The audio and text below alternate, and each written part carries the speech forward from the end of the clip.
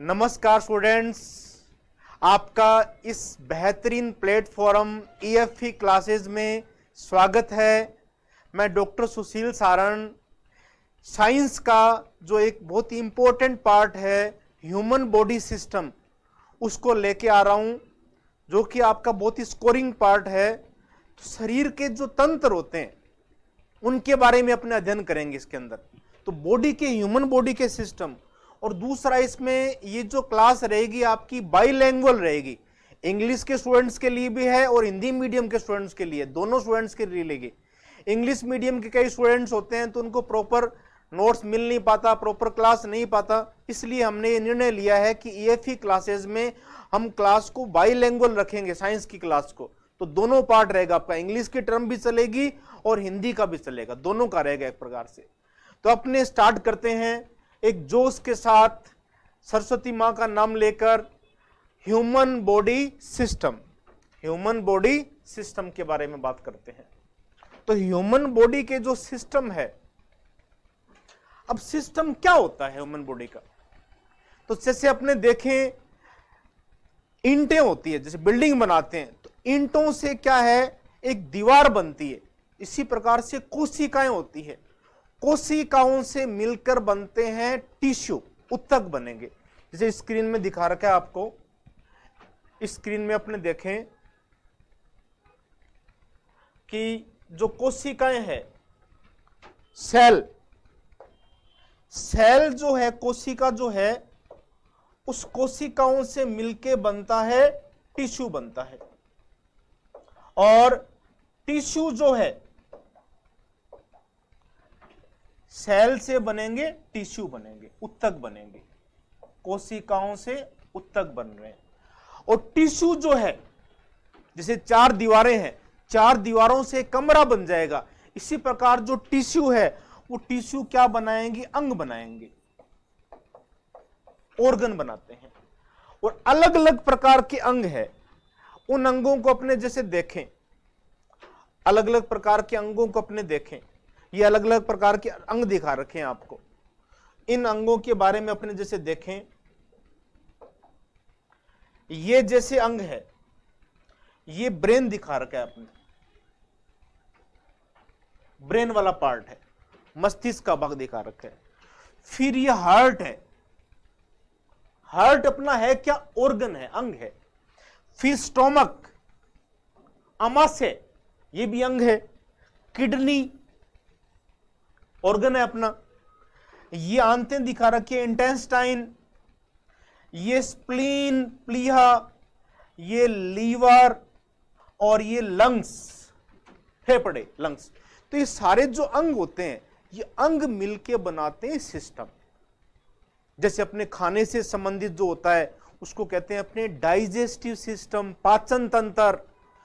Blood से संबंधित होता है वो रक्त परिसंचरण तंत्र, ब्लड सर्कुलेटरी सिस्टम। हड्डियों से संबंधित है अपना स्केलेटन सिस्टम, कंकाल तंत्र। हार्मोन से रिलेटेड है अपना अंतःस्रावी तंत्र, एंडोक्राइन सिस्टम। अपना यूरिन बनता है, मूत्र बनता है। तो किडनी से संबंधित जो होता है एक्सक्रीटरी सिस्टम, उत्सर्जन तंत्र। और अगले पीढ़ी में अपने संतान उत्पन्न करते हैं तो उससे संबंधित जो होगा वो अपना रिप्रोडक्टिव सिस्टम, जनन तंत्र। तो ये सारे अलग अलग तंत्र है, इन तंत्रों को अपने एक एक करके पढ़ेंगे। तो सबसे पहले जो अपने तंत्र लेंगे, और वो जो तंत्र अपना रहेगा वो होगा अपना डाइजेस्टिव सिस्टम, पाचन तंत्र रहेगा। पाचन तंत्र के अंदर अब ये देखो एक चेन बना रखी है, इस चेन के अंदर अपने जैसे देखें, ये सेल है, कोशिका है, कोशिका से मिलके क्या बनते हैं, ऊतक बनते हैं, टिश्यू बनेंगे। टिश्यू से मिलके क्या बनता है, ऑर्गन, अंग बनता है। और अंगों से अंग तंत्र दिखा रखा है। इसमें जैसे आपको जो सिस्टम दिखाया हुआ है, ये पाचन तंत्र को दिखाया हुआ है। और अलग अलग तंत्रों से मिलके क्या बन जाएगी, ह्यूमन बॉडी, पूरा शरीर बन जाता है। इस प्रकार का सिस्टम रहेगा। और सबसे पहले अपने जो चर्चा करेंगे वो चर्चा अपने करेंगे पाचन तंत्र के बारे में, डाइजेस्टिव सिस्टम के बारे में। तो सबसे पहले मैं डाइजेस्टिव सिस्टम का एक आपको आउटलाइन बता देता हूं, एक रफ पेज के अंदर। देखें अपने पाचन तंत्र का एक रफ पेज के अंदर अपने लें तो इसमें एक आउटलाइन अपने एरिया लें। जैसे अपने भोजन लेते हैं, भोजन जो है सबसे पहले माउथ में लेते हैं, तो माउथ के अंदर अपने जैसे भोजन लेंगे, ये लिया जैसे अपनों ने, ये माउथ वाला पार्ट है। भोजन को लिया, दांतों से लार की सहायता से चबाएंगे, उस चबाए हुए भोजन को फिर अपनी जो ग्रास नली है, ईसोफेगस, ये ईसोफेगस है, ये इसका ट्रांसपोर्टेशन कर देगी, परिवहन कर देगी। मैं आपको पहले सिंपल एक आउटलाइन बता रहा हूं, फिर अपने एक एक पॉइंट को लेके चलेंगे, डिटेल लेंगे। आउटलाइन बता रहा हूं पहले। तो ये ग्रास नली ईसोफेगस से अपना भोजन है एक थैलेनुमा स्ट्रक्चर में चला जाएगा। ये थैलेनुमा जो स्ट्रक्चर है बैग लाइक, इसको बोलते हैं स्टोमक या आमाशय। और फिर स्टोमक से अपना जो फूड है वो छोटी आंत में आता है। इस प्रकार से ये छोटी आंत होती है, ऐसे कुंडलित होती है, बहुत ही हाईली कोइल्ड होती है ऐसे, ये छोटी आंत में चला जाएगा। और छोटी आंत के अंदर स्टार्टिंग के अंदर ये जो एंजाइम छोड़े जाते हैं यहां पत्ती के आकार की ग्रंथि होती है एक, इस प्रकार से पत्ती के आकार की ग्रंथि है पैंक्रियाज, अग्नाशय ग्रंथि होती है, उससे एंजाइम आते हैं। और दूसरा यहां अपना होता है लीवर, लीवर होगा यहां पे अपना लीवर होता है ऐसे।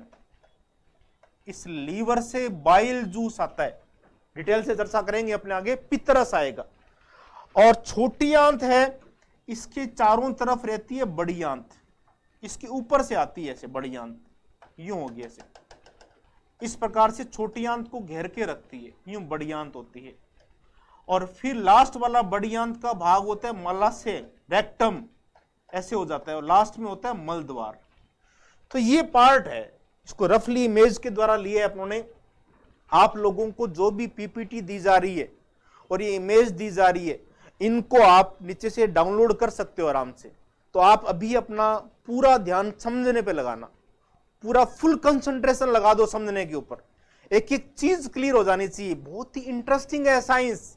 इमेजिनरी लेंगे अपने, इमेज के द्वारा क्लियर करते चलेंगे अपने। तो ये जो पार्ट अपनों ने चर्चा की, ये वाला भाग तो क्या होता है, स्टोमक, स्टोमक वाला भाग है आमाशय, आमाशय। और ये वाला भाग है लार्ज इंटेस्टाइन, लार्ज इंटेस्टाइन, या इसको बोल सकते हैं अपने बड़ी आंत, बड़ी आंत का भाग है ये। और यहां पे ये जो भाग लिया है अपनों ने, ये अपना है लीवर,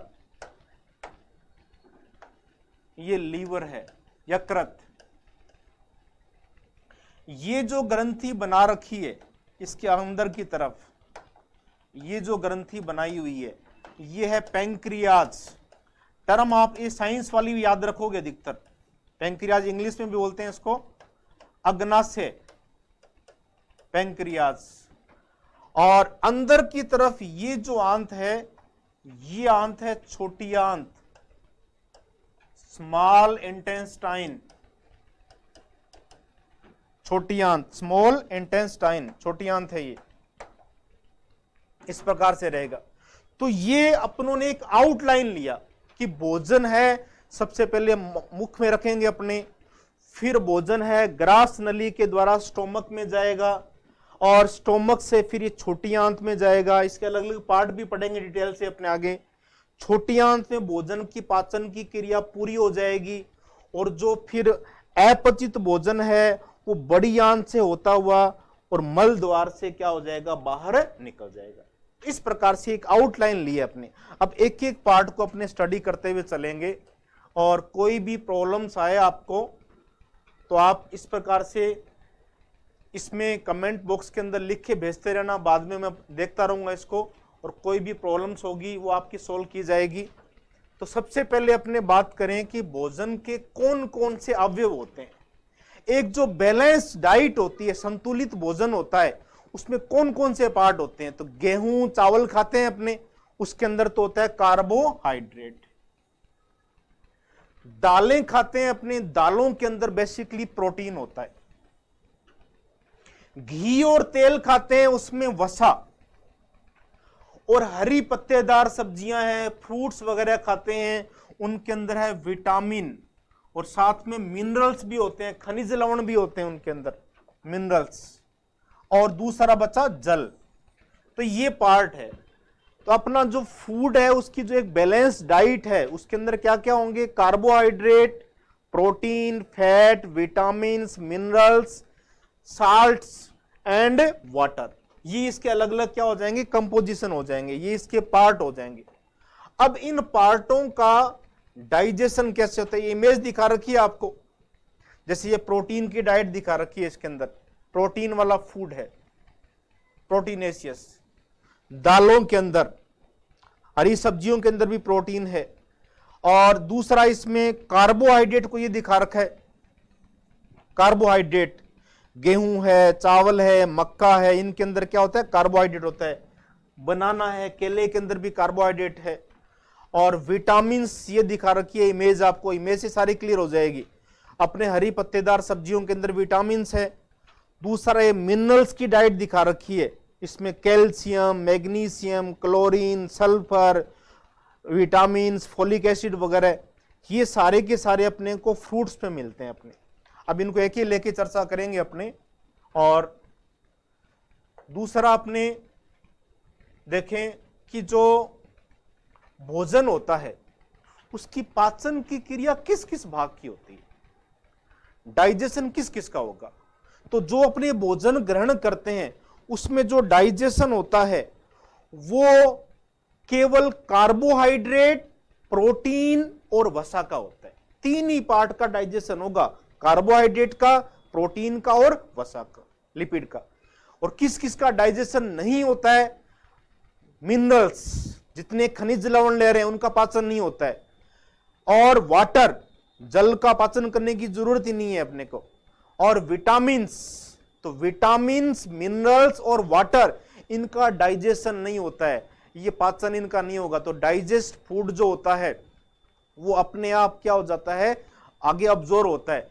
तो इसमें एक चीज ध्यान रखनी है, एग्जाम में क्वेश्चंस बने कि पाचन की क्रिया कौन कौन से पार्ट्स की होगी, तो क्या क्या बताएंगे आप? एक तो कार्बोहाइड्रेट का डाइजेशन होगा, प्रोटीन्स का होगा और फैट का होगा, इन तीनों का होता है। और किस किस का डाइजेशन नहीं होता तो वो ध्यान रखेंगे, विटामिन्स का नहीं होगा, मिनरल्स है और वाटर है, ये अपने डाइजेस्ट नहीं होते, ये डायरेक्टली अब्जॉर्ब हो जाते हैं, सीधे ही अवशोषित हो जाएंगे। आंतें इनको सीधे ही अवशोषित कर लेती है, इनका पाचन करने की जरूरत है ही नहीं। और फिर अपने आगे चर्चा करें कि भोजन की जो पाचन की क्रिया है, डाइजेशन का जो प्रोसेस होता है वो एक साथ नहीं होता है।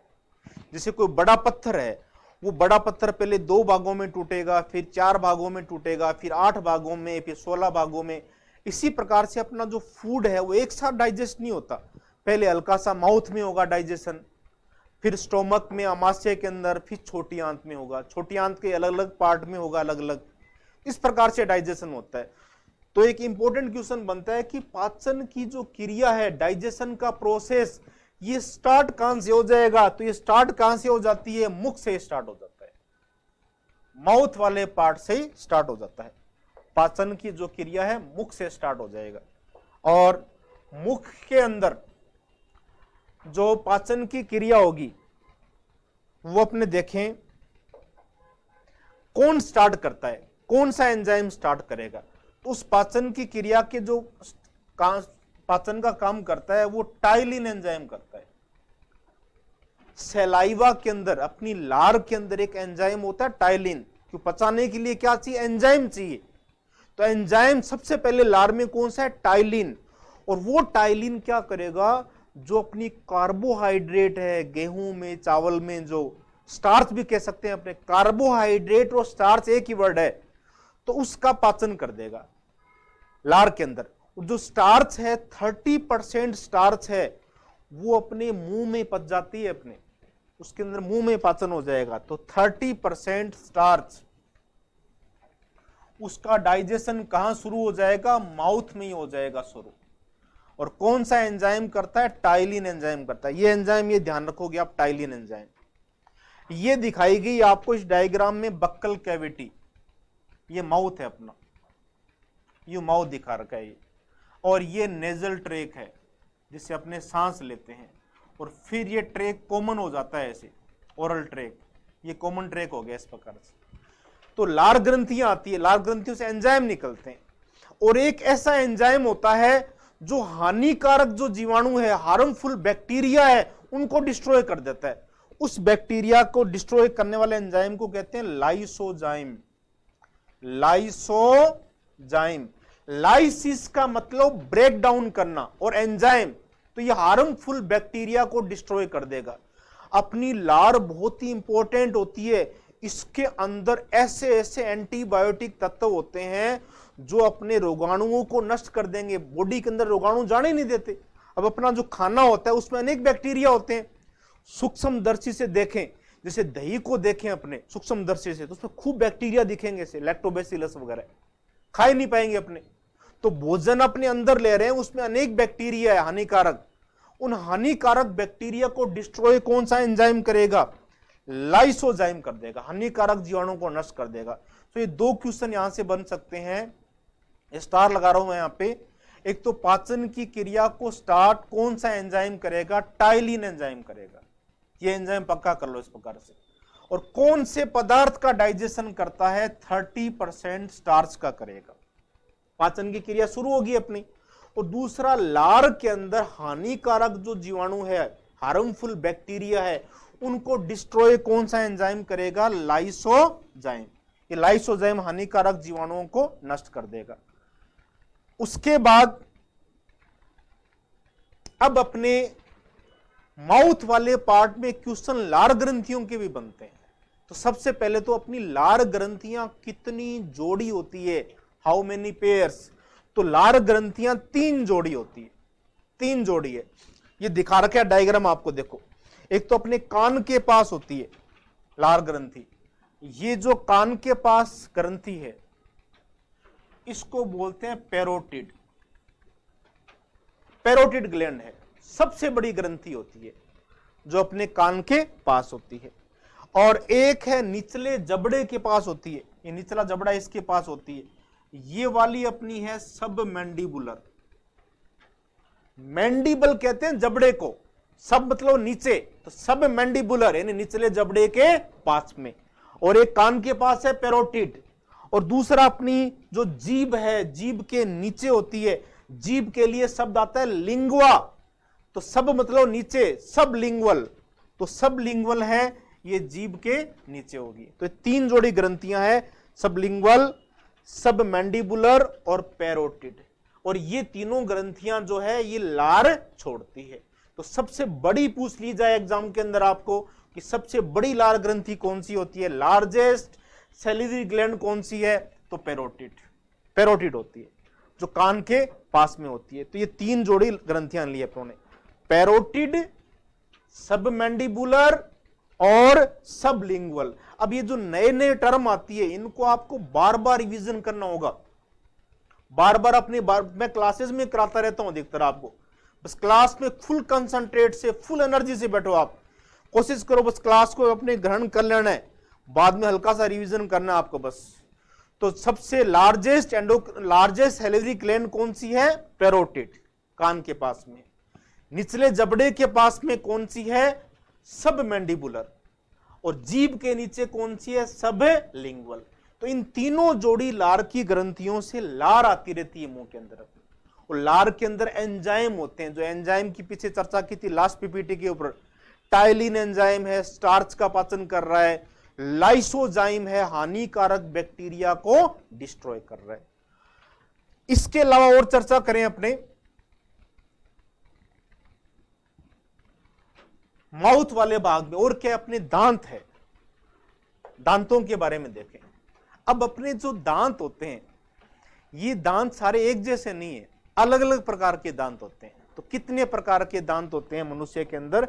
4 प्रकार के दांत मिलेंगे, 4 टाइप के मिलेंगे, 4 प्रकार के दांत होते हैं।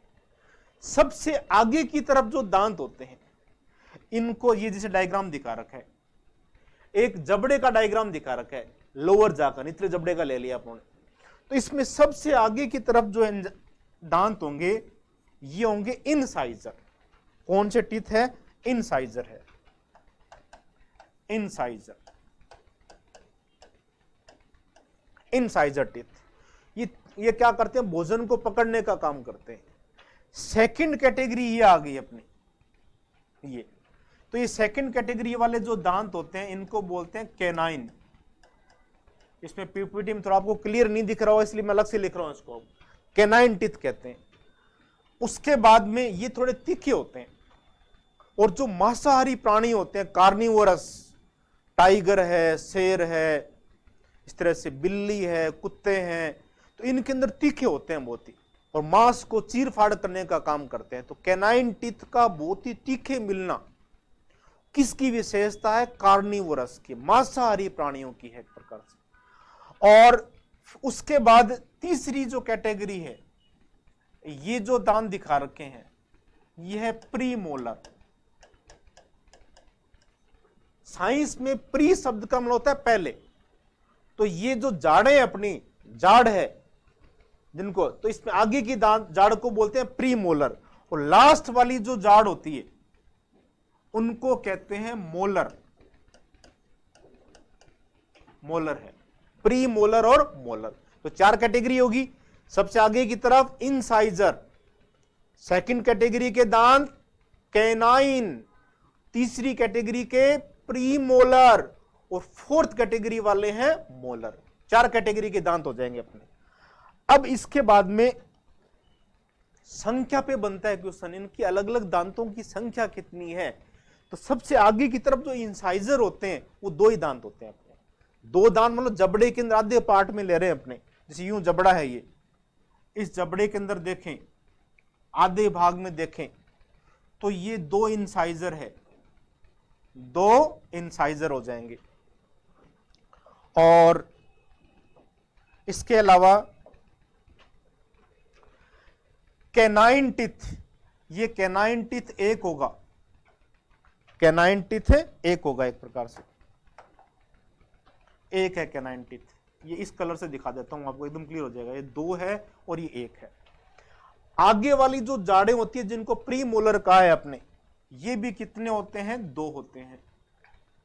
और लास्ट वाली जो जाड़ होती है वो देखो 20-25 साल तक तो दो ही होती है, लेकिन बाद में अक्कल दाढ़ आती है, कहते हैं अक्कल आ गई, विजडम टीथ अक्कल बोल देते हैं। तो ये बहुत लेट आती है एक प्रकार से, आती है तब बहुत ही क्या होता है? दर्द होता है, और उसका कोई काम नहीं है, ऐसे अवशेष ही होता है एक प्रकार से। तो ये कितने होंगे? 3 होंगे। तो ये डेंटल फार्मूला बन गया अपना। जबड़े के अंदर, आधे जबड़े के अंदर देखें अपने 2 1 2 3, और इधर भी कितने होंगे? 2 1 2 3। इस प्रकार से जो फार्मूला दिखा रखा है आप, ये फार्मूला देखो आप, ये एग्जाम में बहुत इंपॉर्टेंट है, वेरी इंपॉर्टेंट कर लेना इसको आप, क्वेश्चन आता है। तो 2 2 तो इंसाइजर, 1 1 कैनाइन, और 2 2 प्रीमोलर, और 3 3 मोलर। तो 21 23 बटा 21 से 23। एक जबड़े का है, इंटू 2 कर दिया, दोनों जबड़े के हो जाएंगे। तो टोटल दांत कितने हो जाएंगे? 32 हो जाएंगे इस प्रकार से। तो ये जैसे देखें अपने 3 2 5 और 1 6 और 2 8, 8 और 8 16, 16 दूनी 32। तो पूरे दांतों की कैलकुलेशन होगी। लेकिन जो छोटे बच्चे होते हैं, शुरू शुरू में जो दांत आते हैं, उन दांतों को कहते हैं अपने मिल्की टीथ, दूधिया दांत। तो दूधिया दांतों के अंदर क्या होते हैं कि जो प्री मोलर वाले टीथ है वो एब्सेंट मिलेंगे, और लास्ट वाला अक्कल दाढ़ है वो भी क्या रहेगी? एब्सेंट रहेगी। तो प्री मोलर नहीं होंगे, और दूसरा क्या नहीं होगा? लास्ट वाली मोलर नहीं होगी। तो बच्चों का दंत सूत्र क्या बने? तो बच्चों के अंदर देखें इंसाइजर है 2, कैनाइन है 1 1, प्री मोलर नहीं है। प्री मोलर नहीं है इसका मतलब 0 0 आ गया है, ये प्री मोलर एब्सेंट है। और मोलर है वो 2 ही है, 3 नहीं है, एक एब्सेंट है, विजडम टीथ 2 2। इस प्रकार से 2 और 1 3 और 2 5, और 5 और 5 10, और दोनों जबड़ों में कितने हो जाएंगे? 20 हो जाएंगे। तो ये इंपॉर्टेंट क्वेश्चन बन सकता है यहां से, दूध या दांतों की संख्या कितनी होती है? How many milky teeth? तो वो कितने होंगे? 20 दांत हो जाएंगे। तो इस प्रकार से अपने ये जो दांत है, ये जो दांत है ये गिरने के बाद में दोबारा आते हैं, गिरने के बाद में दोबारा आएंगे, इसलिए इस प्रकार के दांतों को अपने कह सकते हैं डाइफायोडोंट। तो टर्म बनती है डाइफायोडोंट, ये टर्म याद रखोगे आप, डाइफायोडोंट। डेंट वर्ड दांतों के लिए आता है, डाई मतलब दो बार आते हैं, डाइफायोडोंट। और दूसरा, दांत अलग अलग प्रकार के होते हैं, एक जैसे नहीं है, अलग अलग के लिए साइंस में टर्म आती है हेटेरो, तो इसको बोलेंगे अपने हेटेरोडोंट। कौन सी नेचर के हो जाएंगे? हेटेरोडोंट। तो डाइफायोडोंट और हेटेरोडोंट, ये दो टर्म भी ध्यान रखोगे।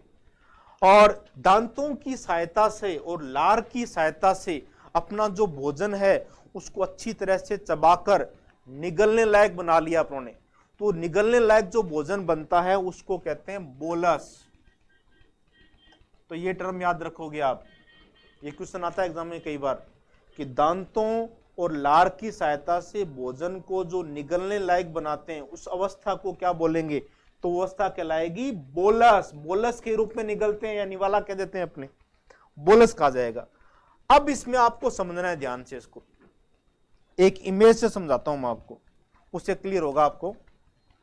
उस इमेज के अंदर अपने जैसे देखें, ऐसा है, जैसे देखो ये अपना मुख मार्ग है, माउथ वाला भाग है, और ऊपर अपना श्वसन वाला भाग है, सांस लेते हैं अपने। ये ट्रैक नाक का है, नेजल ट्रैक, ये ओरल ट्रैक है, ये मुख वाला ट्रैक है, मुख मार्ग है। माउथ वाला ओरल ट्रैक मुख, और नाक वाला नेजल ट्रैक। ये दोनों जो रास्ते हैं, ये रास्ते आगे जाके मिल जाएंगे, यहां पे कॉमन हो जाएंगे, ये मिला हुआ है, एक रास्ता बन गया। इसीलिए तो अपने जैसे सांस है, मुंह से भी तो ले सकते हैं अपने, कि अपना मुंह वाला भाग और नाक का भाग आगे जाके एक कॉमन ट्रैक में कन्वर्ट हो जाएंगे, सामान्य रास्ता बन गया। इस रास्ते को अपने बोलते हैं फेरिंग्स, ये फेरिंग्स होता है, या इसको कहते हैं ग्रसनी हिंदी में। अब फेरिंग्स में जाएगा भोजन अपना, बोलस के रूप में जाएगा, और फिर ये रास्ता आगे दो भागों में बंट जाएगा, ऐसे दो पार्ट में डिवाइड हो गया। तो आगे का जो पार्ट होता है, ये वाला जो भाग, इसको बोलते हैं श्वास नली, ट्रेकिया, श्वास नली है, ट्रेकिया वाला भाग है। और पीछे वाला जो भाग है, ये इस वाले भाग को कहते हैं ईसोफेगस, ईसोफेगस, ग्रास नली है ये। तो भोजन है वो किस में नहीं जाना चाहिए? श्वास नली में नहीं जाना चाहिए। जैसे ये बोलस आ रहा है, इस बोलस को अपने एक अलग इमेज से देखें, ये जैसे ये बोलस है, निगला हुआ है, तो ये बोलस है, ये श्वास नली में नहीं जाना चाहिए, ये किस में जाना चाहिए? ग्रास नली में जाना चाहिए, ग्रास नली के अंदर जाना चाहिए, ये इधर जाना चाहिए, इधर नहीं जाना चाहिए इसको। तो इसको श्वास नली में जाने से रोकेगा कौन? कौन रोकेगा श्वास नली में जाने से इसको? तो श्वास नली में जाने से रोकेगा इसको, यहां पे एक ढक्कन होता है, ऐसे एक कार्टिलेजिनस फ्लैप होता है, ढक्कन होता है। इस कार्टिलेजिनस या उपास्थल ढक्कन को कहते हैं एपिग्लोटिस। तो ये है एपिग्लोटिस। तो ये भोजन को अपने श्वास नली में नहीं जाने देगा। जैसे बोलस आगे आएगा फेरिंग से होता हुआ, तो ये ढक्कन इसको बंद कर देगा श्वास नली को, और ये फिर भोजन अपना चला जाएगा ग्रास नली में।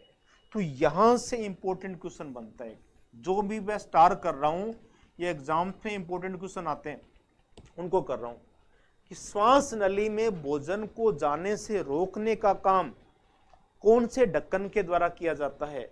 तो वो फ्लैप कौन सा है? एपिग्लोटिस। एपिग्लोटिस रोक देगा इसको और फिर अपना भोजन चला जाएगा ग्रास नली में। कई बार क्या होता है, अपने खाना खाते समय हंस रहे हैं, ज्यादा बोल रहे हैं तो ऐसी जब कंडीशंस होती है तो पूरा ध्यान नहीं रह पाता अपना भोजन के ऊपर, तो बाई चांस भोजन इसमें चला गया श्वास नली में तो व्यक्ति की मृत्यु भी हो सकती है। इसलिए खाना खाते समय एक रूल बना लो, हंसना नहीं है, बोलना नहीं है, और पूरा ध्यान लगा के एक पॉजिटिव एनर्जी के साथ भोजन चुपचाप खाएं। अपने मोबाइल टीवी भी ज्यादा मत देखा करो, आप खाना खाते समय नहीं देखना टीवी भी अपने, तो अपने को उस समय बिल्कुल शांति से भोजन लेना है।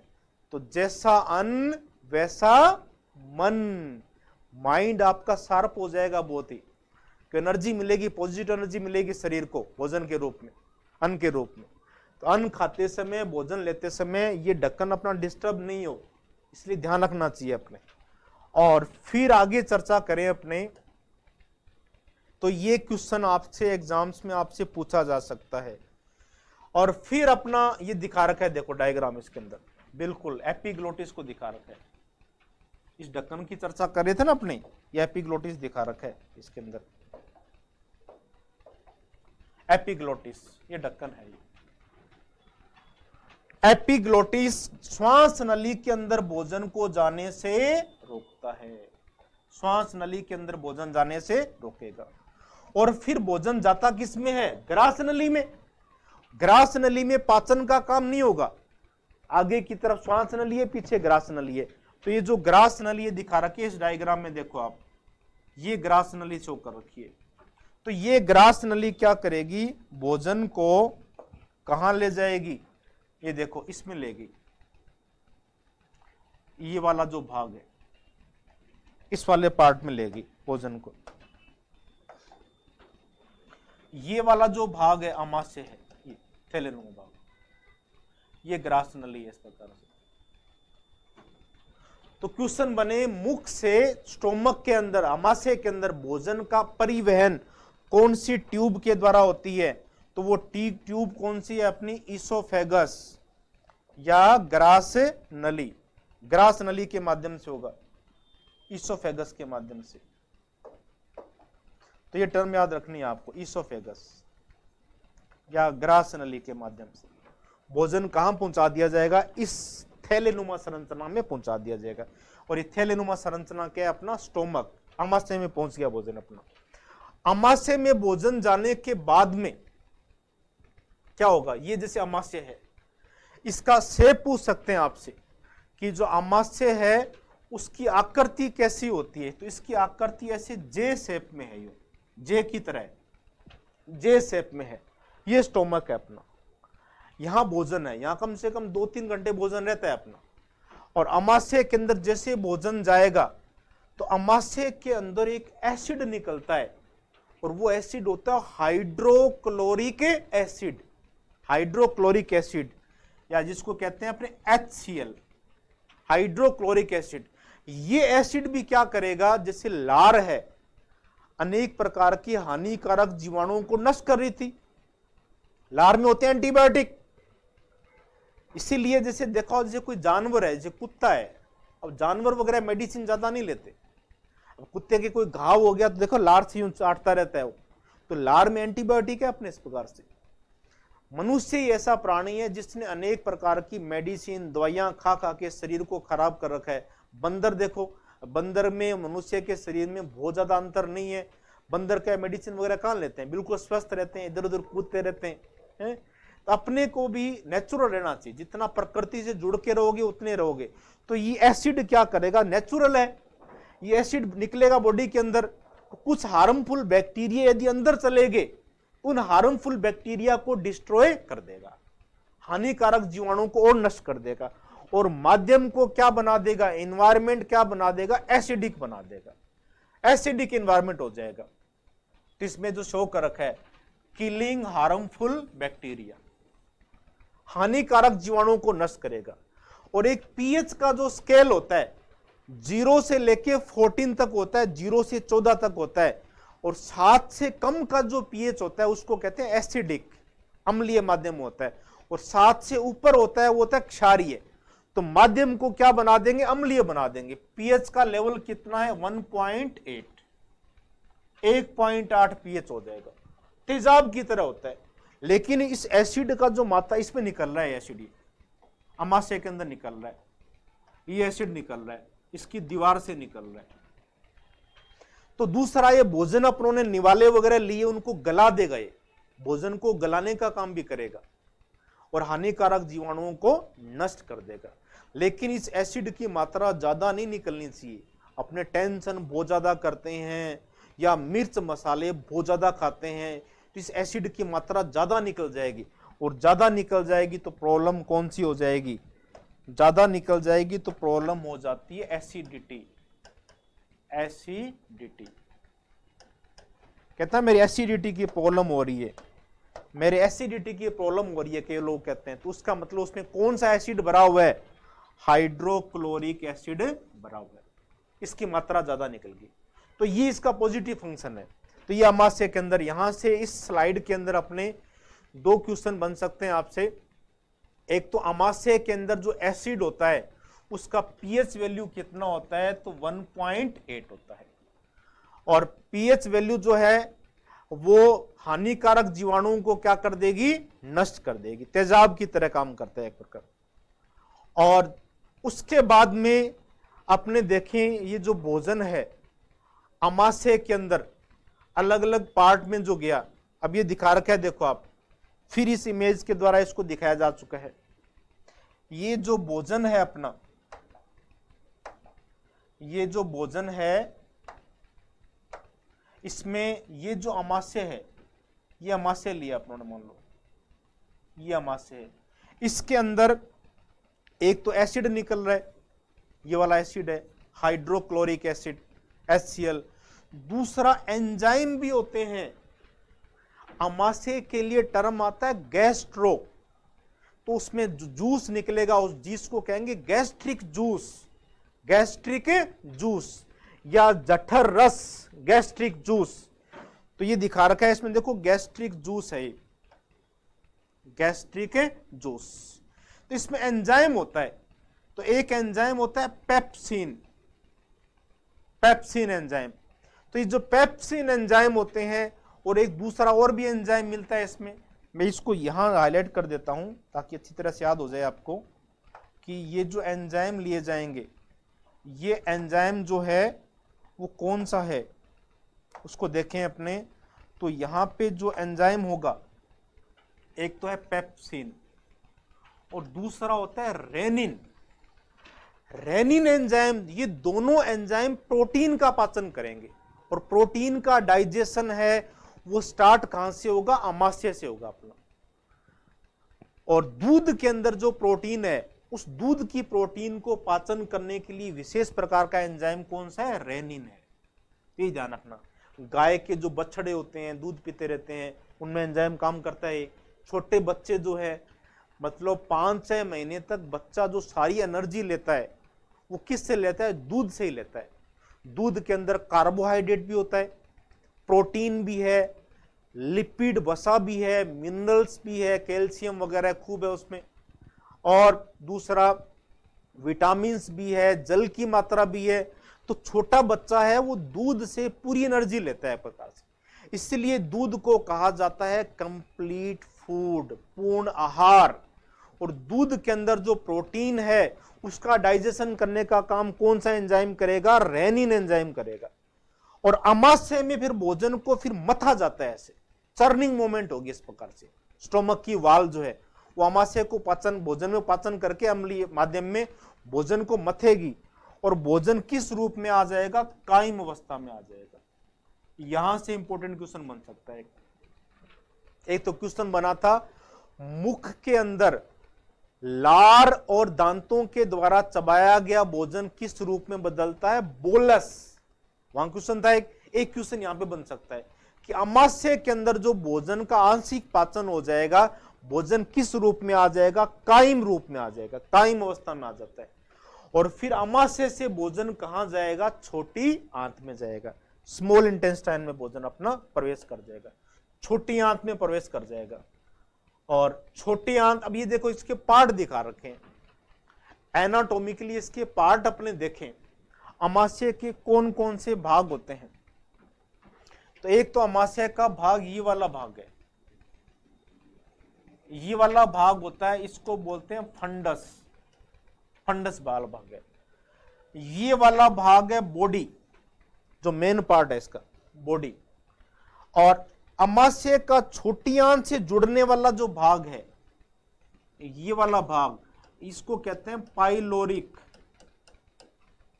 तो ये पार्ट याद रखने आपको, फंडस, बॉडी एंड पाइलोरिक, ये पार्ट है। और ये जो पाइलोरिक भाग है ये छोटी आंत से जुड़ जाएगा आगे। छोटी आंत यहां से शुरू हो जाएगी, यहां से शुरुआत छोटी आंत हो रही है, ये शुरू हो रही है छोटी आंत। और छोटी आंत का सबसे आगे का जो भाग होता है उसको बोलते हैं ड्यूडेनम, ड्यूडेनम, ये याद रखोगे अधिकतर, या हिंदी में ग्रहणी बोल देते हैं, ड्यूडेनम भाग होता है। तो ये अलग अलग पार्ट है। और एक स्टोमक का ये वाला भाग भी देखो आप, कार्डियक। तो ये पार्ट याद रखने हैं अपने को। अमाशय के मुख्य भाग कौन कौन से हो सकते हैं, एक तो कार्डिया वाला पार्ट। कार्डियो शब्द हार्ट के लिए आता है, जैसे होता है ना कार्डियोलॉजिस्ट, हार्ट का डॉक्टर होता है, तो हार्ट के पास, यहाँ हार्ट की लोकेशन भी रहती है, इसके पास जो अमाशय का भाग है उसको कार्डिया कह दिया। फिर फंडस वाला भाग आ गया, ये ऊपर का भाग है, ये देखो फंडस, फंडस पार्ट है। उसके बाद में बॉडी का भाग है, इसका मेन भाग ये बॉडी वाला आ गया। और लास्ट वाला भाग है जो छोटी आंत से जुड़ेगा, वो वाला भाग कौन सा है, पाइलोरस। तो ये इसके पार्ट हो जाएंगे, cardia, fundus, body and pylorus. Again recall कर लो आप, स्टोमक के 4 भाग लिए उन्होंने, कार्डिया, फंडस, बॉडी और पाइलोरस। और इसके अंदर प्रोटीन का मुख्य रूप से पाचन हो जाएगा। लेफ्ट साइड में होता है अपना अमाशय, लेफ्ट साइड के अंदर लेंगे। उसके बाद छोटी आंत में भोजन जाएगा, भोजन, छोटी आंत में भोजन जाएगा। अब इस डायग्राम को देखो आप ध्यान से। तो इस डायग्राम के अंदर ये छोटी आंत के पार्ट दिखाए गए हैं। सबसे फर्स्ट जो पार्ट है उसको कहते हैं ड्यूडेनम। इसका हिंदी में भी एक नाम याद रख सकते हो आप, ग्रहणी। लेकिन ड्यूडेनम टर्म याद रखना जरूरी है आपको, इंग्लिश की टर्म को जरूर याद रखोगे आप, ड्यूडेनम आगे वाला भाग। सेकंड पार्ट है जेजुनम। तो ड्यूडेनम वाला भाग तो क्या होता है, यू के आकार का होता है, ऐसे यू से आकार का है। जेजुनम वाला भाग थोड़ा कुंडलित हो जाएगा, ये देखो इसमें कुंडलित है, ये कुंडलित भाग है जेजुनम। और फिर हाईली कोइल्ड हो जाएगा, हाईली कोइल्ड, बहुत ज्यादा कुंडलित हो जाएगा, एकदम बारीक धागे की तरह, जो उलझा हुआ धागा होता है इस तरह से आंत होती है अपनी। ये थर्ड पार्ट हो जाएगा इलियम। तो ये वाला भाग इलियम याद रखना है इसको हिंदी में आपको, इलियम। और दूसरा जेजुनम और ड्यूडेनम, इसका ऑर्डर याद रखना है, ये एग्जाम में पूछा जा सकता है कि छोटी आंत के 3 भागों का क्रम में नाम बताओ। तो सबसे फर्स्ट नाम तो ड्यूडेनम, सेकंड जेजुनम और थर्ड इलियम। ये तीनों पार्ट रहेंगे इस प्रकार से, ड्यूडेनम, जेजुनम और इलियम। अब इन पार्ट्स के अंदर क्या होगा, एंजाइम निकलेंगे, इन पार्ट्स में एंजाइम निकलेंगे। ये देखो आपको एक इमेज दिखाएगी, ये एक कार्टून की तरह इमेज दिखाएगी, इंटरेस्टिंग रूप में देखो इसको आप, ये कार्टून सा बना दिया ताकि थोड़ा सा पढ़ाई करते समय क्या खुश रहा करो, बीच पे अनरिलेटेड रहो। तो कुछ चीजें आपको इस प्रकार से बताएंगे कि वो आपकी कंसंट्रेशन लेवल को बढ़ा देगी। जैसे अपने खुश होकर पढ़ते हैं, इंटरेस्ट से पढ़ते हैं, तो अपनी कंसंट्रेशन ज्यादा होती है, एकाग्रता ज्यादा होती है। और पढ़ाई में सबसे मेन चीज कंसंट्रेशन ही है, एकाग्रता है। जिस स्टूडेंट ने एकाग्रता से मेहनत कर ली उसके सिलेक्शन को कोई भी नहीं रोक सकता। तो कंसंट्रेशन बीच बीच में इंटरेस्टिंग रूप में बनाएंगे आपको। तो ये कार्टून सा दिखा रखा है, देखो आप इस कार्टून के अंदर देखो, ये नाल है, इस ट्यूबनुमा भाग को तो क्या कह दिया, ईसोफेगस। ये ईसोफेगस है, ग्रास नली। फिर ये देखो ये अपना स्टोमक, अमाशय। इधर अमाशय की तरफ लीवर, लीवर के अंदर नाशपति के कार की संरचना है, गाल ब्लेडर, पित्त की थैली। ये पत्ती की कार की संरचना दिखा रखी है, पेंक्रियाज, अग्नाशय ग्रंथि। और फिर अधिक कुंडली संरचना है, छोटी आंत, स्मॉल इंटेस्टाइन, और फिर है बड़ी आंत लार्ज इंटेस्टाइन। और एक ये डायग्राम भी दिखा रखा है आपका, जैसे पेट के अंदर कोई प्रॉब्लम होती है तो डॉक्टर्स लोग क्या सोनोग्राफी कराते हैं, तो सोनोग्राफी के द्वारा यदि अंदर से देखें अपने ऐसा दिखेगा, अपने को ऐसा दिखता है। तो इसके अंदर अलग अलग पार्ट को अपने जैसे देखें, ये अमाशय दिख रहा है, देखो आप, ये अमाशय है और ये यू के आकार का हो जाएगी, ये छोटी आंत का भाग है। और फिर छोटी आंत कुंडलित है ऐसे अंदर ऐसे, और छोटी आंत को चारों तरफ से यूं घेर के रखेगी, ये है बड़ी आंत ऐसे। बड़ी आंत की लंबाई कम होती है, बड़ी आंत लगभग 1.5 से 2 मीटर लंबी होती है, लेकिन मोटाई ज्यादा होती है। और ये यहां पर एक फिंगर लाइक स्ट्रक्चर दिख रही है, अंगुली की तरह, अपेंडिक्स है, अपनी अपेंडिक्स है।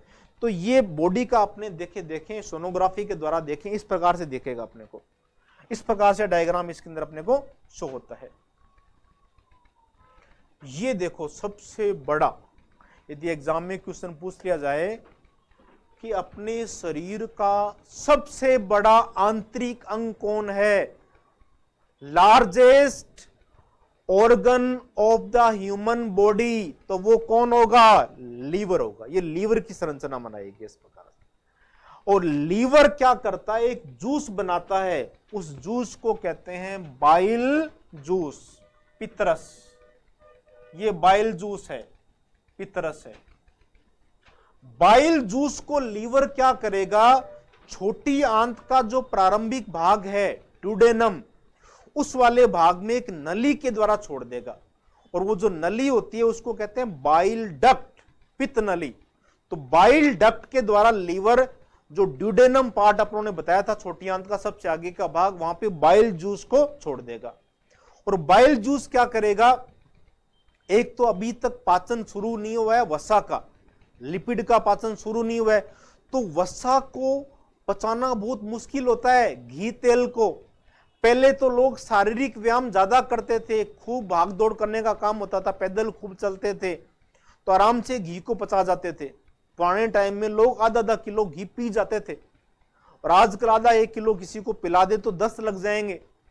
कहने का मतलब घी का पचाना बहुत मुश्किल होता है। तो घी को पचाने के लिए क्या किया जाएगा, पहले उसको सिंपल फॉर्म में कन्वर्ट किया जाएगा। और सिंपल फॉर्म में कन्वर्ट कौन करेगा, बाइल जूस करेगा, बाइल जूस करेगा। दूसरा, यहां पर छोटी आंत के अंदर जो एंजाइम आएंगे, वो एंजाइम अग्नाशय ग्रंथि से आएंगे, पेंक्रियास से आएंगे। और अग्नाशय ग्रंथि के एंजाइमों को पाचन करने के लिए माध्यम कैसा चाहिए, क्षारीय चाहिए, बेसिक मीडियम चाहिए। अब छोटी आंत में तो अमाशय से जो भोजन आया था, उसमें जो अमाशय में एसिड था HCl, वो एसिड भी आ गया, माध्यम अम्लीय है। और अम्लीय माध्यम के अंदर अग्नाशय ग्रंथि के एंजाइम पाचन का काम नहीं करेंगे, उनको पचाने के लिए माध्यम क्षारीय चाहिए। तो क्षारीय माध्यम कौन प्रदान करेगा, बाइल जूस प्रदान करेगा। तो ये आपको बता रखा है, enzymes comes from the pancreatic gland, अग्नाशय ग्रंथि, पैंक्रियाटिक ग्लैंड अग्नाशय ग्रंथि से आ रहे हैं। और इनको माध्यम कैसा चाहिए, क्षारीय चाहिए, बेसिक मीडियम चाहिए, इनको एल्कलाइन मीडियम चाहिए, एल्कलाइन मीडियम, दोनों टर्म में बता रहा हूं इंग्लिश में हिंदी में। और उस बेसिक मीडियम को प्रदान कौन करेगा, बाइल जूस करेगा। एग्जाम के अंदर ऐसे क्वेश्चन भी बन जाते हैं केवल कथन कारण के रूप में, कि कौन सा कथन सही है, कौन सा कथन गलत है। जैसे कथन आपको दे दिया जाए, पित्तरस भोजन का पाचन करता है, bile juice digest the food, ये कथन क्या है, गलत है, पाचन नहीं करता। Bile juice help for digestion of food, पित्तरस भोजन को पचाने में सहायता करता है, ये स्टेटमेंट सही होगा। तो पित्तरस पाचन नहीं कर रहा, घी और तेल को सिंपल फॉर्म में कन्वर्ट कर रहा है। और सिंपल फॉर्म में जो कन्वर्ट करेगा, उस प्रोसेस के लिए अपने क्या बोल सकते हैं, ये जो प्रक्रिया होती है, ये यहां से क्वेश्चन बनता है, तो उसको कहते हैं पाइसीकरण। इसको अच्छी तरह से एकदम पक्का कर लेना, एग्जाम व्यू से मोस्ट इंपोर्टेंट है, 3 स्टार लगा देता हूं इसके ऊपर में। 3 स्टार है, वेरी इंपॉर्टेंट है ये। तो बाइल जूस घी और तेल को सरल रूप में बदलता है, इस प्रोसेस को कहते हैं पाइसीकरण, हिंदी में, इंग्लिश में बोलते हैं emulsification, that is called emulsification. और बाइल जूस है वो लीवर में स्टोर कहां होता है, पित्त की थैली के अंदर। अब ये डायग्राम देखो आप, ये नाशपति के कार की संरचना बना रखी है, नाशपति जैसी है, इसको बोलते हैं गाल ब्लेडर। गाल ब्लेडर है, पित्त की थैली है ये, या इसको पित्ताशय बोल सकते हैं, आशय का मतलब थैला। तो गाल ब्लेडर पित्त की थैली जो है उसकी आकृति कैसी होती है, तो आपको बताना है नाशपति के कार की होती है, और वैसे रंग होता है हल्का ग्रीन सा, और इससे फिर बाइल जूस आएगा, पित्तरस आता है। कई बार क्या होता है, पित्त की थैली में पत्थरी बन जाती है, बड़े बड़े पत्थरी बन गई, स्टोन बन गई, और वो बाहर निकलना बहुत मुश्किल होता है। तो डॉक्टर क्या करते हैं, ऑपरेशन के द्वारा पित्त की थैली को ही निकाल देते हैं बाहर, ताकि लीवर में प्रॉब्लम नहीं हो जाए। लीवर तो बहुत इंपॉर्टेंट है अपने लिए, तो पित्त की थैली को बाहर निकाल देते हैं। अब पित्त की थैली को बाहर निकाल दिया बॉडी से ऑपरेशन करके, तो पित्तरस नहीं आएगा। पित्तरस नहीं आएगा तो घी और तेल को पचाना मुश्किल हो जाएगा। तो ऐसी कंडीशन में डॉक्टर सजेस्ट करते हैं पेशेंट को कि आपकी पित्त की थैली निकाली हुई है, अब आप में पित्तरस नहीं बनेगा, तो आप घी और तेल कम खाएंगे। ये क्वेश्चन आ जाता है कि जब पित्त की थैली निकाल देते हैं तो उनको डॉक्टर्स लोग क्या क्या चीज नहीं खाने की सलाह देंगे। एक तो घी नहीं खाएंगे, और दूसरा क्या नहीं खाएंगे, तेल नहीं पिएंगे, घी और तेल नहीं खाएंगे, कम खाने की सलाह दी जाती है। तो इस स्क्रीन पे पाइसीकरण का इंपॉर्टेंट क्वेश्चन है, ये ध्यान रखना आप। फिर अपने आगे देखें, भोजन जो अग्नाशय ग्रंथि है, पैंक्रियास, उस अग्नाशय ग्रंथि से जो एंजाइम्स निकलेंगे, उन एंजाइमों को अपने देखें, एक इमेज के द्वारा देखें। ऐसे समझो आप इसको, ये छोटी आंत का प्रारंभिक भाग है, जैसे ये भाग है, और छोटी आंत का ये जो प्रारंभिक भाग है, यहां पे ग्रंथि होती है ऐसे, इस तरह की पत्ती के कार की ग्रंथि को नाम दिया अपनों ने अग्नाशय ग्रंथि। अग्नाशय ग्रंथि है, इस अग्नाशय ग्रंथि से एंजाइम आ रहे हैं, अग्नाशय ग्रंथि से एंजाइम आएंगे। ये डुडेनम है, डुडेनम छोटी आंत का प्रारंभिक भाग है, डुडेनम वाला पार्ट है। इसमें जो एंजाइम आएंगे वो तीनों ही कैटेगरी के हैं। माउथ में डाइजेशन केवल कार्बोहाइड्रेट का हुआ था, स्टार्च का हल्का सा माल्टोज में बदला था। स्टोमक में पेप्सिन और रेनिन ने प्रोटीन का डाइजेशन किया था। लेकिन छोटी आंत के अंदर अग्नाशय ग्रंथि से एक कैटेगरी के और एंजाइम आ रहे हैं, कार्बोहाइड्रेट, प्रोटीन, लिपिड, तीनों ही कैटेगरी के एंजाइम आएंगे। इसलिए अग्नाशय ग्रंथि का जो जूस निकलेगा, पैंक्रियाटिक जूस या अग्नाशय रस, इसको कहते हैं कंप्लीट डाइजेस्टिव जूस, पूर्ण पाचक रस इसको कहा जाएगा। इसमें तीनों ही कैटेगरी के एंजाइम होंगे, और तीनों कैटेगरी के एंजाइमों को अपने देखें, ये दिखा रखा है देखो आपको इस इमेज के अंदर। तो इसको the juice coming from the pancreatic gland contains enzyme for all 3 components, तीनों कंपोनेंट्स के एंजाइम होंगे, carbohydrate, protein and fat, hence it is called complete digestive juice. Complete digestive juice को कह सकते हैं। और ये दिखा रखी है देखो, पत्ती जैसी संरचना दिखाई हुई है, सोनोग्राफी में ऐसे दिखती है, जो लीफ लाइक स्ट्रक्चर है इसकी, पत्ती के आकार की संरचना। उसके बाद फिर क्या होगा, अब ये अग्नाशय रस है, तीनों भागों का पाचन कर रहा है, कार्बोहाइड्रेट का, प्रोटीन का और वसा का। तो कार्बोहाइड्रेट का पाचन करके उसको सिंपल फॉर्म में बदल दिया जाएगा। उसको किस फॉर्म में बदल दिया गया, शुगर में बदल दिया, उसको नॉर्मल शुगर में बदल दिया जाएगा। एंजाइम कौन सा होगा, एमाइलेज। एमाइलेज एंजाइम होता है जो कार्बोहाइड्रेट या स्टार्च को बिल्कुल सिंपल शुगर में बदल देगा। प्रोटीन के एंजाइमों के अंदर ट्रिप्सिन एंजाइम, मेन एंजाइम होगा ट्रिप्सिन, तो ये अग्नाशय रस से आ रहा है और ये प्रोटीन को बदल देगा अमीनो एसिड में, अमीनो अम्लों के अंदर। और वसा है उसका एंजाइम होता है लाइपेज, और ये लाइपेज क्या करेगा, वसा को फैटी एसिड में बदल देगा प्लस ग्लिसरॉल में, तो फैटी एसिड में कन्वर्ट हो जाएगा। तो तीनों पार्टों का पाचन हो रहा है, कार्बोहाइड्रेट का भी हो रहा है, प्रोटीन का भी हो रहा है और घी और तेल का भी हो रहा है। इसलिए इनको अपने कहते हैं पूर्ण पाचक रस। तो ये तीन एंजाइमों को ध्यान में रखना है आपको। एक एंजाइम तो कौन सा है, एमाइलेज, कार्बोहाइड्रेट का करेगा। दूसरा है ट्रिप्सिन, ये प्रोटीन का पाचन करेगा। और लाइपेज, ये वसा का पाचन करेगा। तीनों तरह की कैटेगरी के एंजाइम इसके अंदर निकलेंगे। इसके बाद फिर अपने देखें, अब छोटी आंत के जो पार्ट लिए थे अपने, डुडेनम, दूसरा वाला भाग जेजुनम, तीसरा इलियम। तो फिर छोटी आंत वाला जो भाग है, अब इस इमेज में देखना आप ध्यान से, इस इमेज से क्लियर हो रहा है। देखो मैं आपको रफली बना रहा हूं, इसको हेल्प कर रहा हूं, ब्लैक कलर ले लेता हूं मैं ताकि क्लियर दिखेगा अपने को। ये देखो आप, ये जो पार्ट है ऐसे यू के कार का बनाया मैंने, बिल्कुल डार्क कर दिया मैंने इसे ताकि क्लियर हो जाए। ये तो डुडेनम है और यहां पे पाचन की क्रिया अग्नाशय ग्रंथि के एंजाइम करेंगे। उसके बाद में जो आंत है कुंडलित होगी, देखो आप, ये छोटी आंत है ऐसे, ये कोइल्ड होगी ऐसे, कुंडलित है। अब इस कुंडलित पूरे भाग में पूरी कुंडलित है, ये देखो बहुत 20-22 फीट लंबी है। यहां पर भी एंजाइम निकलेंगे। अब यहां पर एंजाइम कहां से आएंगे, तो छोटी आंत की दीवार से एक रस निकलता रहता है। उस रस को हिंदी में तो बोलते हैं आंतरीय रस, और साइंटिफिक टर्म ध्यान रखना है आपको, सक्कस एंटेरिकस।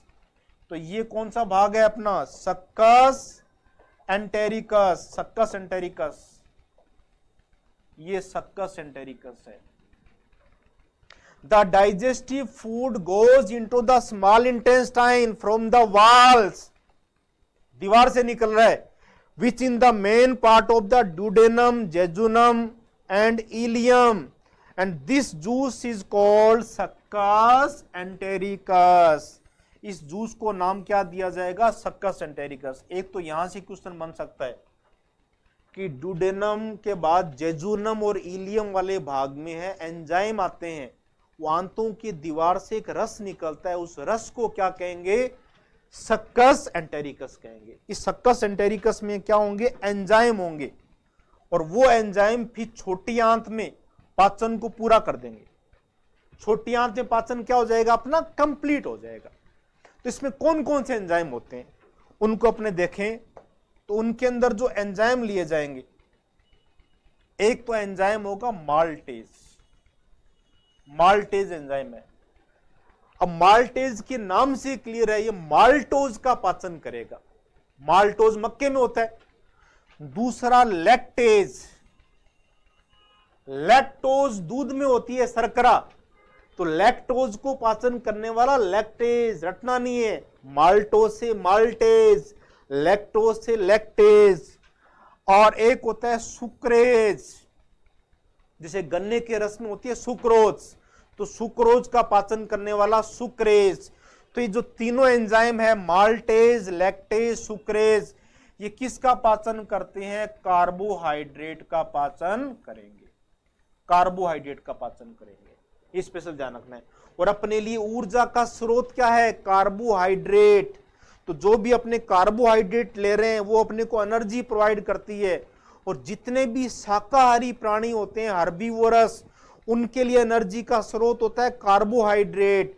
मांसाहारी प्राणी जो होते हैं, कार्निवोरस, उनके लिए ऊर्जा का स्रोत होता है प्रोटीन। तो प्रोटीन का डाइजेशन तो मोस्टली स्टोमक में होगा, आमाशय में, और कार्बोहाइड्रेट का अधिकतर पाचन अपनी छोटी आंत में होता है। तो छोटी आंत इसीलिए लंबी होती है अपनी, जितने भी शाकाहारी प्राणी हैं उनकी छोटी आंत की लंबाई ज्यादा होती है, क्योंकि उनमें सक्कस एंटेरिकस निकलता रहता है।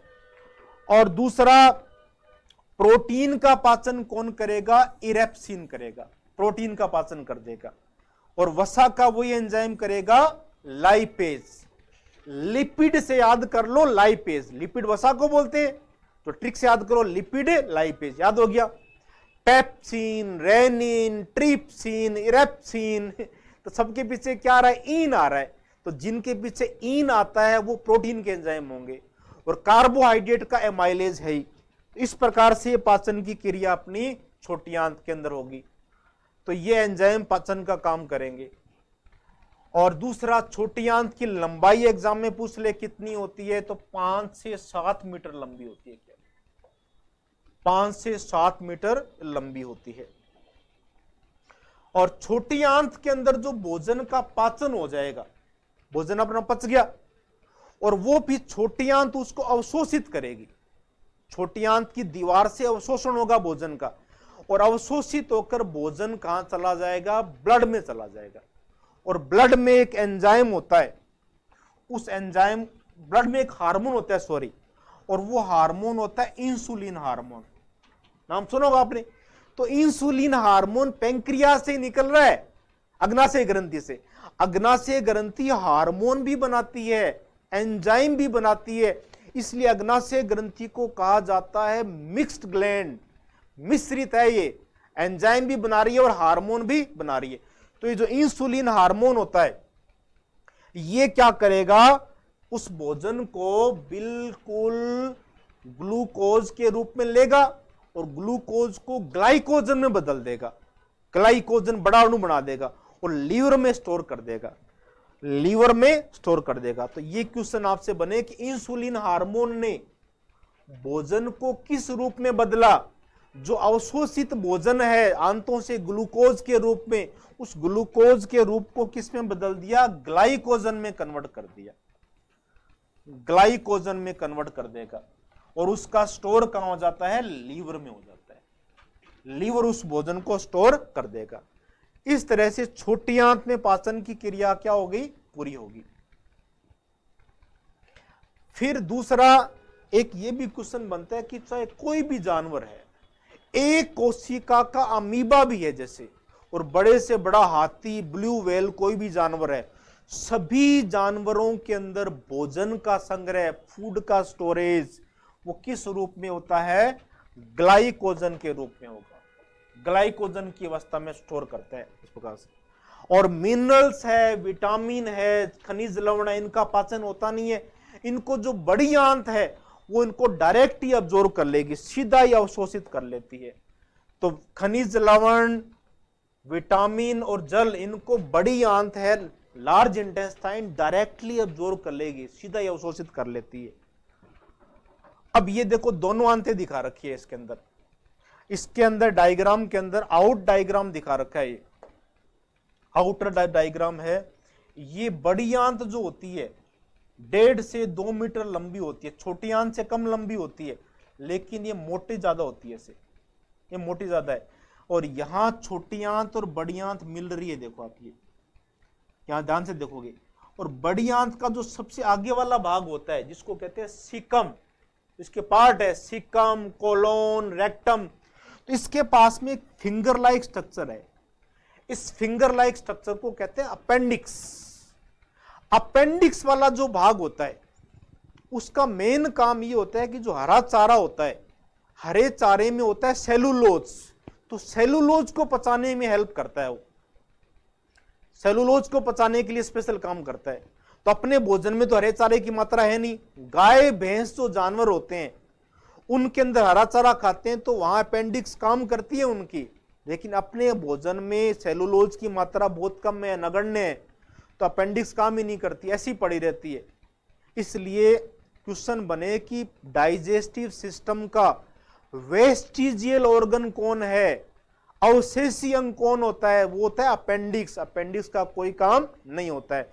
अपेंडिक्स के अंदर कई बार क्या होता है, इन्फेक्शन हो जाता है, दर्द होता है ना, अपेंडिक्स का दर्द हुआ है भयंकर, अपेंडिसाइटिस हो गया, इन्फेक्शन हो गया उसके अंदर, तो डॉक्टर्स लोग अपेंडिक्स को काट के क्या कर देंगे, अलग कर देंगे, उसका कोई काम तो है नहीं। तो ये अपेंडिक्स दिखा रखी है। और ये जो चारों तरफ दिखा रखी है, ये बड़ी आंत दिखा रखी है, ये यूं बड़ी आंत रहती है। तो बड़ी आंत जो है उसका मेन काम क्या है, अवशोषण करना है। विटामिन है, खनिज लवण है, जल, इनको शोषित कर लेगी। और दूसरा अब इस बड़ी आंत के अंदर एक बैक्टीरिया होता है, उस बैक्टीरिया को कहते हैं ई कोलाई। ई कोलाई जीवाणु है, ई कोलाई बैक्टीरिया। तो ई कोलाई जो बैक्टीरिया है ये क्या करेगा, जो अनडाइजेस्ट फूड है, अपना अपचित भोजन है, उस अपचित भोजन को मल के रूप में बदल देंगे और मल द्वार से उसको बाहर उत्सर्जित कर देंगे। ये रेक्टम है, मलाशय है, ये रेक्टम वाला भाग, इसके अंदर ये बैक्टीरिया है ई कोलाई, ये उसको मल में बदल देगा। और ये जो मल द्वार है, ये मल द्वार एनस है अपनी, इस मल द्वार के द्वारा, मल द्वार या एनस, उस मल को शरीर से बाहर निकाल दिया जाता है, शरीर को बाहर निकाल दिया जाता है। और ये आपको बता रखा है, अभी अपने चर्चा किए थे अपनों ने, ये क्वेश्चन बन सकता है। अपेंडिक्स पाचन तंत्र का कैसा ऑर्गन है, वेस्टिजियल ऑर्गन होता है, और इसका अपने अंदर कोई काम नहीं है। जो ग्रीन फोडर है, हरा चारा खाते हैं, उनके अंदर सेल्यूलोज का डाइजेशन करते हैं, गाय भैंस जैसे जानवरों में, वहां फंक्शनल होता है। और ये बड़ी इमेज के द्वारा दिखा रखा है आपको, देखो एकदम क्लियर करके दिखा रखा है इसमें। ये जो इमेज है ये छोटी आंत की है, यहाँ बड़ी आंत है, और ये जो संरचना है ये अपेंडिक्स है, ये अपेंडिक्स है, अंगुली की तरह होते हैं। और ये वाला जो बड़ी आंत का भाग है इसको कहते हैं सीकम। सीकम होता है, 3 पार्ट होते हैं बड़ी आंत के, सीकम, कोलोन और रेक्टम। इनको मैं तीनों को बता देता हूं, देखो आपको। एक तो होता है सीकम, बड़ी आंत का भाग, और एक होगा कोलोन, और एक होगा रेक्टम। 3 पार्ट याद रखने हैं आपको, सीकम, कोलोन और रेक्टम। कोलोन के भी भाग होते हैं ऐसे अलग अलग, ascending colon, transverse colon, descending colon, अलग अलग पार्ट्स में इसको अपने स्टडी कर सकते हैं। जूलॉजी के अंदर आ जाएगा, थोड़ा डीपली चला जाता है इस प्रकार से वो। और उसके बाद ये जो मल द्वार है, मल द्वार से भोजन को शरीर से बाहर निकाल दिया जाएगा। और भोजन को शरीर से बाहर निकालने के बाद में जो ग्लूकोज है उसको बड़ी छोटी आंत ने अवशोषित किया था, और वो ग्लूकोज ब्लड में चला जाएगा और ग्लाइकोजन के रूप में कन्वर्ट हो जाएगा लीवर में। जैसे जैसे अपने को एनर्जी चाहिए, अपने को एनर्जी हर टाइम चाहिए, अपने को एनर्जी रात को सो रहे हैं उस समय भी चाहिए, तो रात को सोते समय अपने फंक्शन तो कर ही रहे हैं ऑर्गन, लीवर काम कर रहा है, किडनी काम कर रही है, हार्ट लगातार चलता रहता है, जीवन भर चलता रहता है, अंदर के ऑर्गन काम कर रहे हैं, एनर्जी चाहिए, तो वो एनर्जी ग्लाइकोजन से वापस कन्वर्ट होती रहती है ग्लूकोज के रूप में, ग्लूकोज के रूप में एनर्जी मिलती रहती है। तो ये अपनों ने एक जो पार्ट किया, इस पार्ट में अपनों ने पाचन तंत्र के बारे में पढ़ा पूरा का पूरा। और इसका सेकंड पार्ट जो अपने लेंगे उसमें भोजन के अलग अलग अवयव लेंगे अपने, कार्बोहाइड्रेट, प्रोटीन, लिपिड, विटामिन, खनिज लवण, इनके बारे में डिटेल से चर्चा करेंगे।